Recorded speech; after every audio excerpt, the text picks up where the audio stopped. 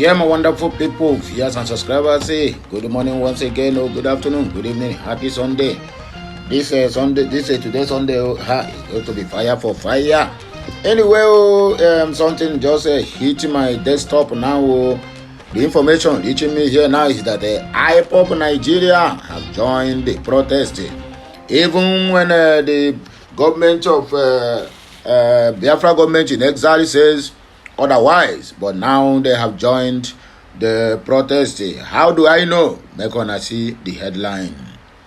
Protesters say, you are encouraging Igbos to abandon their constitutional rights. IPOB knocks Benjamin Kalu over his comment and statement telling the Igbos never to join the protest. In other words, IPOB said they are joining the protest. Say whether Benjamin like it or not.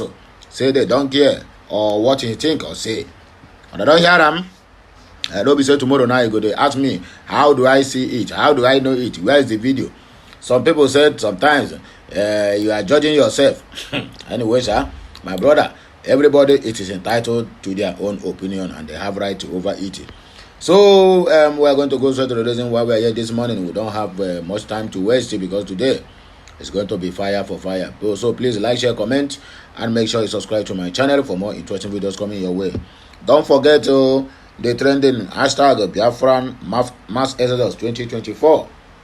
Hashtag kudos to Simon Ekpa. Hashtag kudos to Martin Namdekano. Hashtag kudos to BG and also hashtag freedom or die.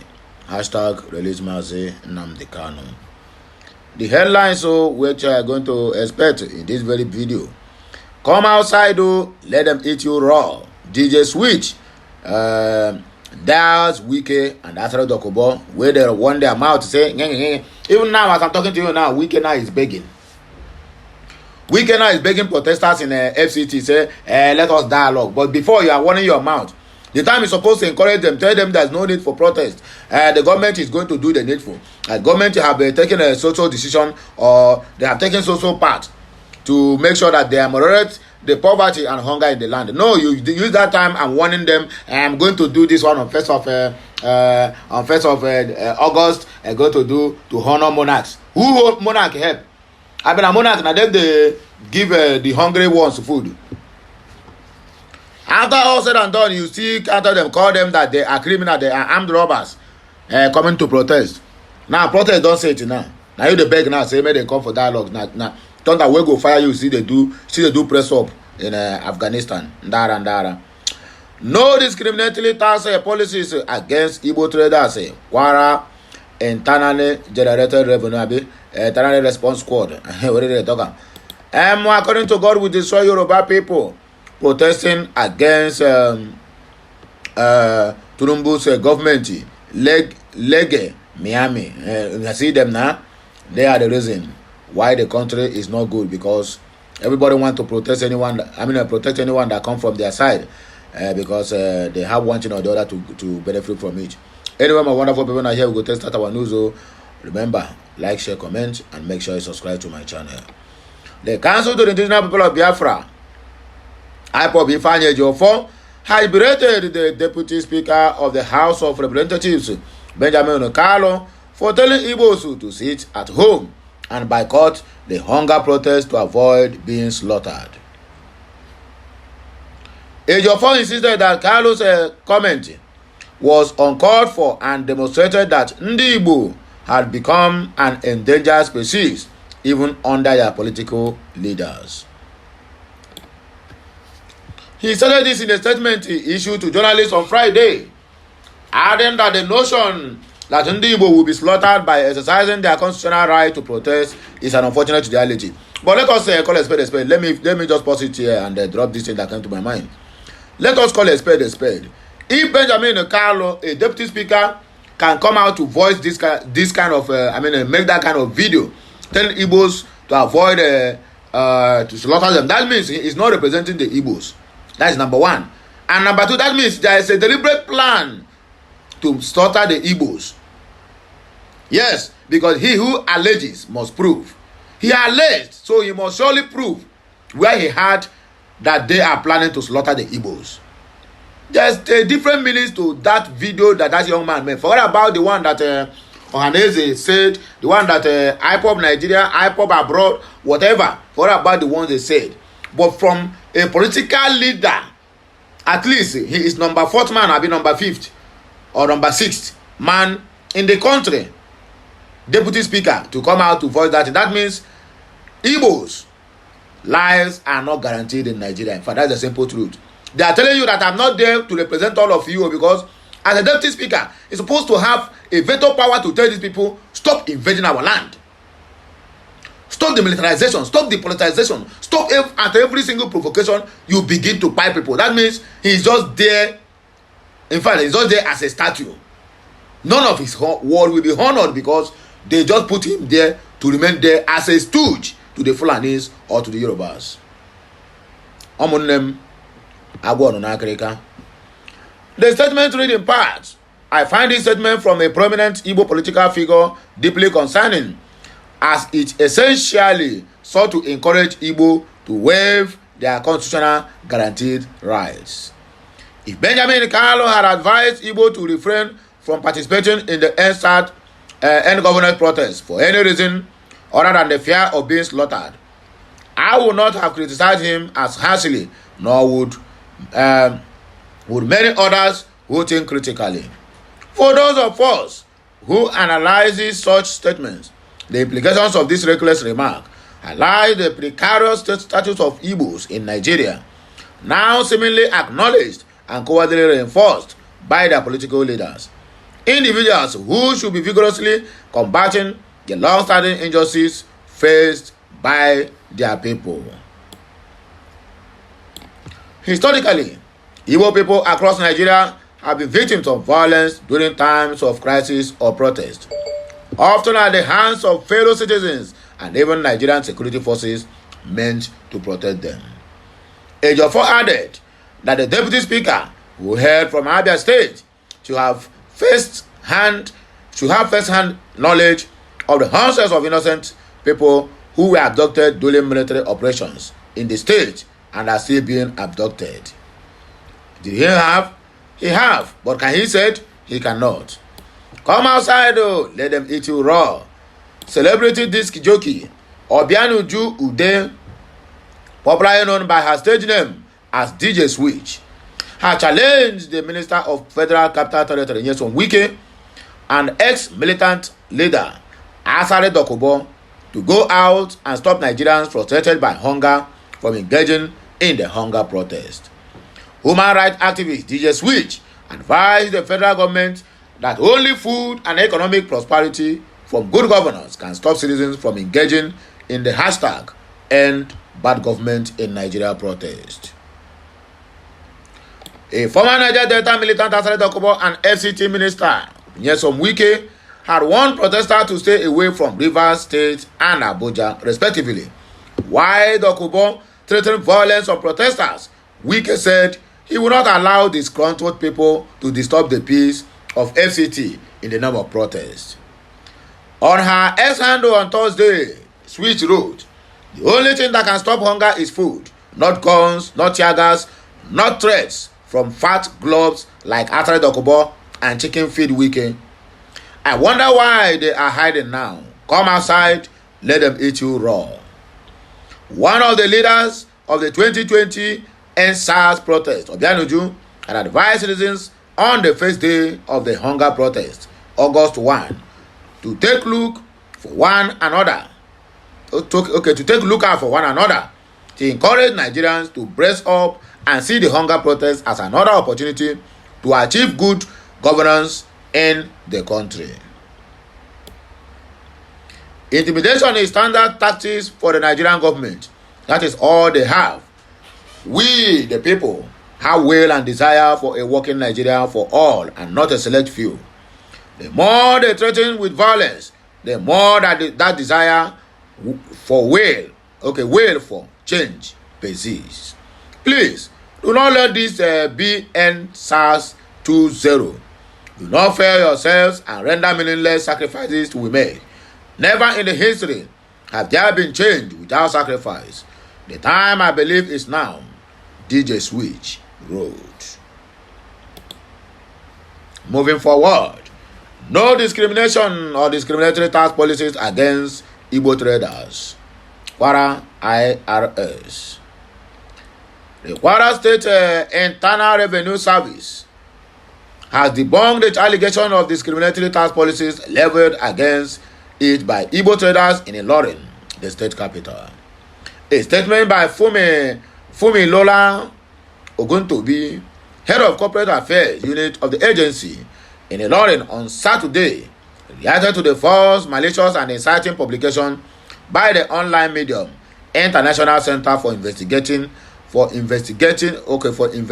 Report ICIR, published on July 31st of 2024.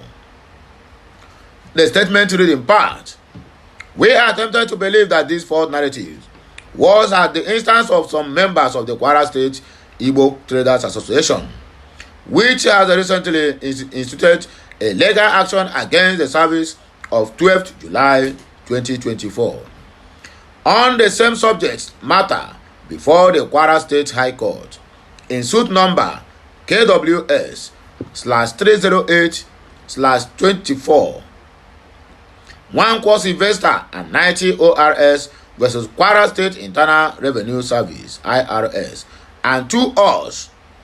This action of twisting the facts through a media publications is therefore in bad faith." In response to the deliberate misinformation, we clearly clarify as follows: contrary to the unfounded allegations against contained in the publication, at no time did the governor of Kwara State explicitly or impliedly direct the service to victimize or act in a particular way towards anyone on the basis of their religion, ethnicity, or other personal social identity. The execution of judgments was affected on 6 judgment debtors and taxpayers. 3 of them are Igbo traders, while the remaining 3 are Yoruba traders. For the record, the businesses affected are: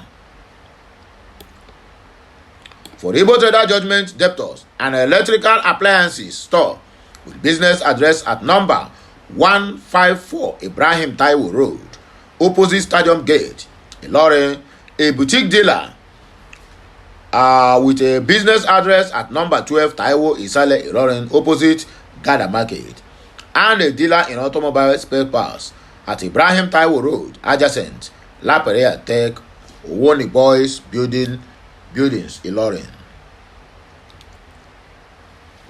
The statement disclosed that the 3 Yoruba judgment debtors are a dealer in phone accessories with a business address at number 60 Ibrahim Taiwo Road, opposite Methodist Church.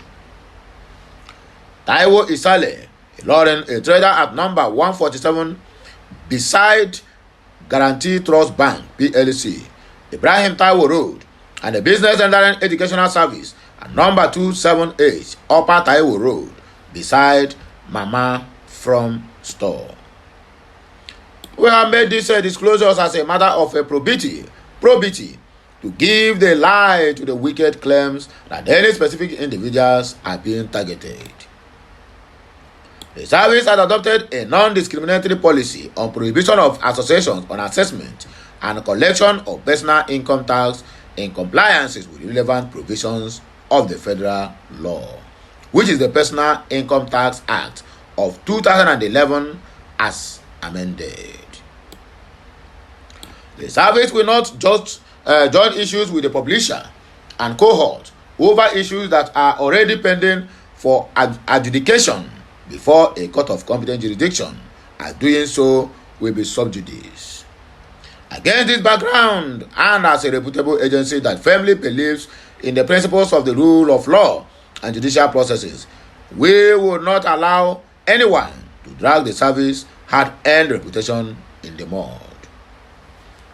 In conclusion, we advise ICIR and those behind the unpatriotic publication to refrain from heating up the polity by subjecting matters already before a competent court to a court of public opinion, where players sometimes intentionally choose which facts to state and witchfires to suppress in the pursuit of their own agenda. We urge the platform to refrain from interfering with the constitutional powers and functions of the court. The Kwara